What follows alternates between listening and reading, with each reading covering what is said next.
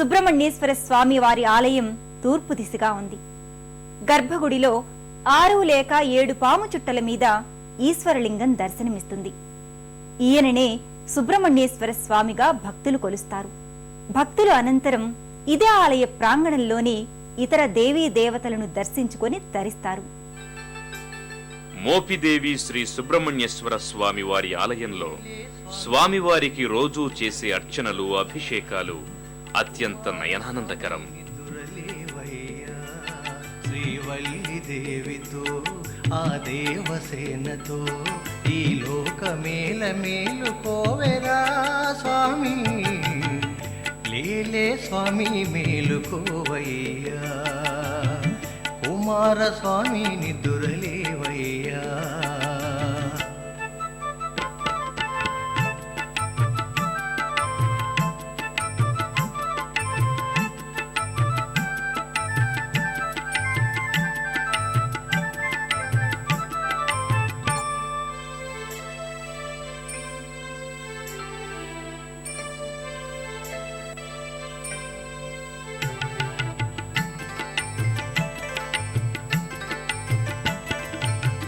తూర్పు దిక్కు సింధూరం పాడిని సుప్రభాతం,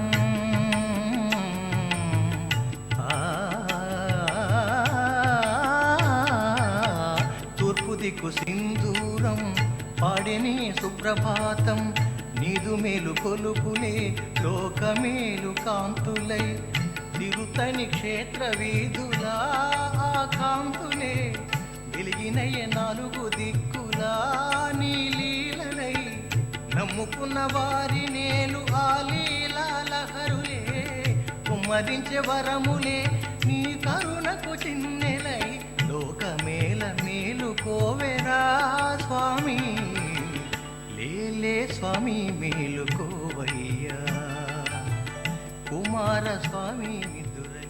భక్తులు అత్యంత భక్తి శ్రద్ధలతో ఆయా పూజాధికాలను నిర్వహించి తరిస్తారు. అలాగే ఈ ప్రాంగణంలో స్వామివారి ఎదుట చెవిపోగులు కుట్టించటం, అక్షరాభ్యాసం, అన్నప్రాసన తదితర కార్యాలను భక్తులు జరిపించి స్వామి పట్ల తమ భక్తి ప్రపత్తులను చాటుకుంటారు. భక్తులు అనంతరం ఇక్కడకు సమీపంలోని సకలేశ్వర స్వామి వారి ఆలయానికి చేరుకుంటారు. అతి పురాతనమైన ఈ ఆలయంలో మహేశ్వరుడు సకలేశ్వర స్వామిగా పూజలందుకుంటున్నాడు.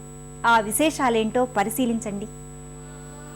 ఆ తరువాత ఇదే ఆలయానికి సమీపంలో ఉన్న సకలేశ్వర స్వామి వారి ఆలయానికి చేరుకుంటారు. అత్యంత పురాతనమైన ఈ ఆలయంలో కొలువైన సకలేశ్వర స్వామి వారు త్రేతాయుగం నాటి దైవమని స్కాంద పురాణం ద్వారా అవగతమవుతోంది. శిథిలమైపోయిన పురాతన ఆలయం స్థానే నూతన ఆలయాన్ని 1785వ సంవత్సరంలో అడుసుమిల్లి గంగభట్లు అనే భక్తుడు కట్టించినట్లు చారిత్రక ఆధారాల ద్వారా తెలుస్తోంది. కొంతకాలం తరువాత ఆలయ విమానం శిథిలమవ్వడంతో 1875వ సంవత్సరంలో విమాన పునర్నిర్మాణం జరిగినట్లు తెలుస్తోంది. ప్రధానాలయ ప్రాంగణంలోకి చేరుకున్న భక్తులు ముందుగా స్వామివారికి ఎదురుగా ఉన్న సువర్చలా సమేత ఆంజనేయ స్వామి వారిని భక్తితో దర్శించుకొని తరిస్తారు. అయోధ్యను పాలించిన సగర చక్రవర్తి ఆ ఆలయంలో కొలువైన సకలేశ్వర స్వామి వారి లింగాన్ని ప్రతిష్ఠించినట్లు తెలుస్తోంది. సగరుడు ప్రతిష్ఠ చేయటం వల్ల ఈ స్వామిని సగరేశ్వరుడు అని పిలిచేవారు. కాలక్రమంలో అదే సకలేశ్వరుడుగా మారిందని చెబుతారు. గర్భాలయంలోకి చేరుకున్న భక్తులు గర్భాలయంలో కొలువైన సకలేశ్వర స్వామి వారి దివ్యమంగళ లింగరూపాన్ని దర్శించుకుని అలౌకికమైన ఆనందానికి గురవుతారు. గర్భాలయంలో సకలేశ్వర స్వామిని దర్శించుకున్న భక్తులు ఆ తరువాత ఇదే ఆలయ ప్రాంగణంలో ఉన్న పార్వతీ అమ్మవారిని కూడా భక్తితో దర్శించుకొని చేతులు జోడిస్తారు.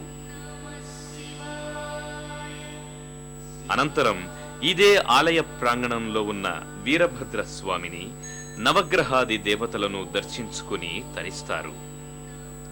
మోపిదేవిలో కొలువైన శ్రీ సుబ్రహ్మణ్యేశ్వర స్వామి, శ్రీ సకలేశ్వర స్వామి వార్ల దర్శనం పవిత్ర కర్మల పుణ్యఫలంగా చెబుతారు.